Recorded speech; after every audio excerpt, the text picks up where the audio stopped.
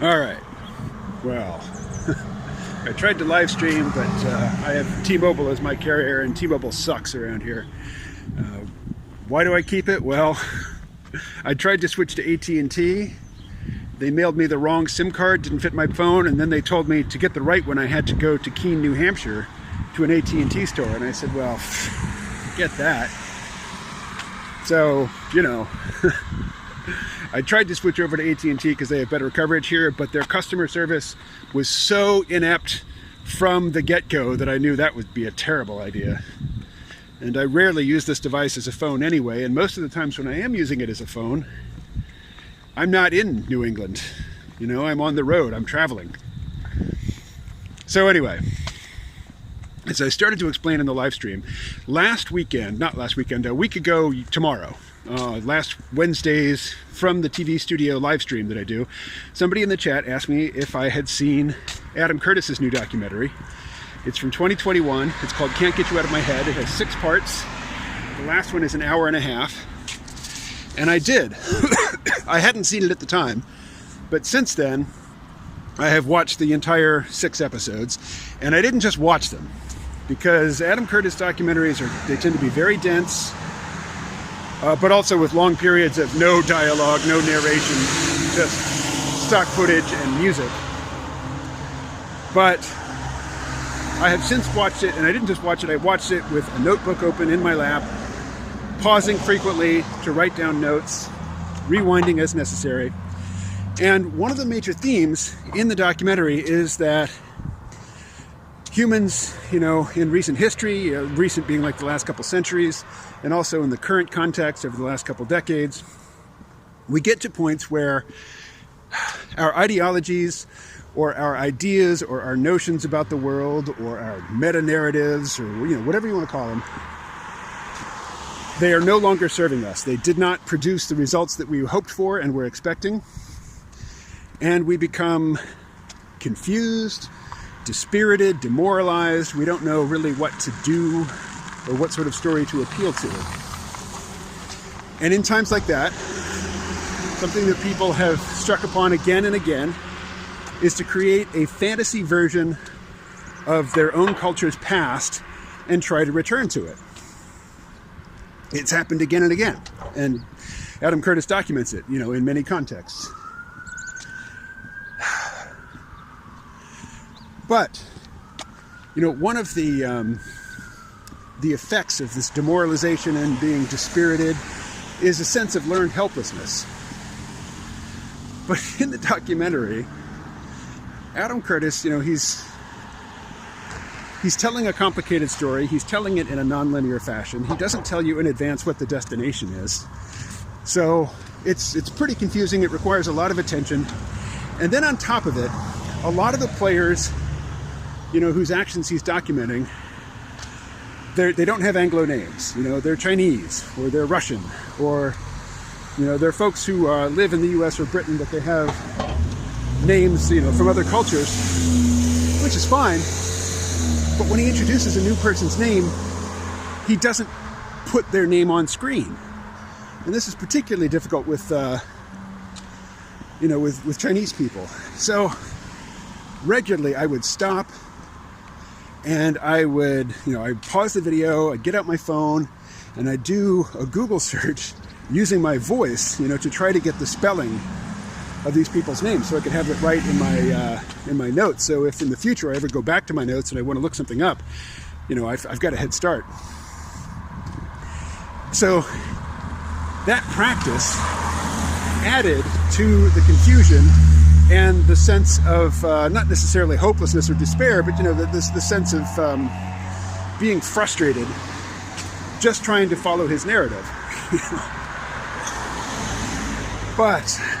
And I started to watch Doug Lane's video on the series, and unlike Adam Curtis, Doug does jump to the end right away. So like 4 minutes into the video, he says, you know, and Adam Curtis's final point is, and then I just said, la, la, la, la, la, stop my ears, stop the video. So I'll go back and watch that now that I've seen the whole thing. But, you know, of course, I'm watching this, and he's talking about stuff that happened 50 years ago, 80 years ago, 100 years ago, but the series is gradually creeping toward the present. And there's a weird feeling every time the narrative switches from something that is historical to something that I remember from the news from the past couple of years. And of course, it brings us to the 2016 election and how the indignation and incomprehension of the liberal intelligentsia regarding the election of Trump drove them to embrace conspiracy theories, about Trump being a Russian agent and about mind control via social media.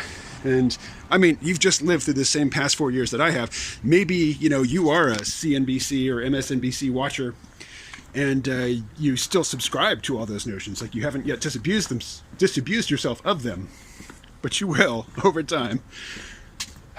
I mean, perhaps there's still somebody around who thinks that Joe McCarthy was just right, and that it was absolutely the right thing to do, to destroy the careers of people who refused to give up the names of people they knew who had expressed communist sympathies.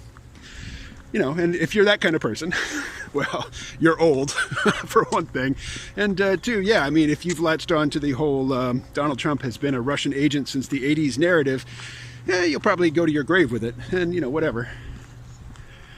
But various thoughts occurred to me as I was watching it. One was just a very visual thing. I have a TV that I got last year. It's a Roku TV, and it's from TCL. And I also have a sound bar and a subwoofer from TCL. Very affordable, very cheap. Here I am in rural New England. I mean, I'm in the big city of Bellows Falls, which has a population of like 2,500, something like that. But, if we were to jump in a helicopter or take a drone up, you'd see that this is just a little space of streets and buildings in a vast, vast countryside covered with what are right now mostly nude trees and some conifers. But most of the information that I get about the world, all the voices I hear, all the images I see, all the text I read, is coming to me either through this little phone that I have, my Surface Pro or my laptop computer, or that new TV. And here's this very complex narrative from Adam Curtis, which, I just finished the last one. It had 108,000 views already, and I don't think it's been up on YouTube that long. So a lot of people are taking it in. But it came into me through, it came to me, through that TV, that TCL TV. And at one point, he's talking about the rising surveillance state in China.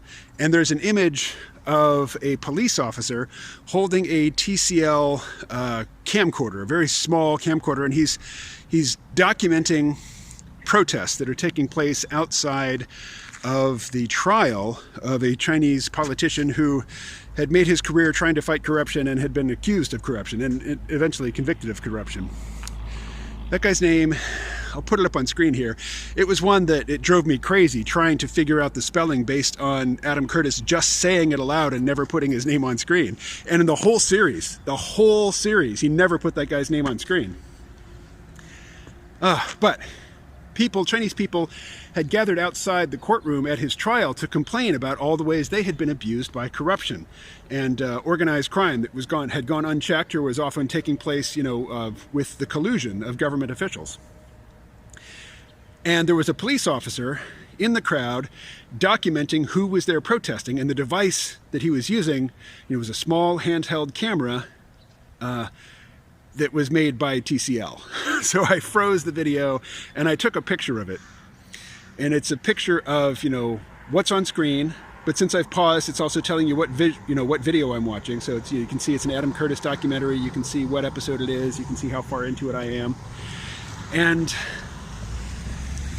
then you can see outside the frame of the TV, at the very bottom on the frame of the TV is the TCL logo. And then below that on the soundbar is the TCL logo. And then below that on the subwoofer is the TCL logo. So here I am depending on this window to the world provided to me in part by TCL, which is a Chinese company, which is beholden to the Chinese Communist Party, which must turn over any data they collect on me to the Chinese Communist Party. And here I am, looking at all this, and I notice that on the screen, again, it's labeled in text what I'm watching, but then below it, you can see how far into the video I am because you can see the progress bar. And then below that, you can see the panels of the videos that YouTube is recommending to me. So you can tell what YouTube, AKA Google, thinks I'm interested in. And there's so much information conveyed in that one frame. I'll definitely put it up on screen here.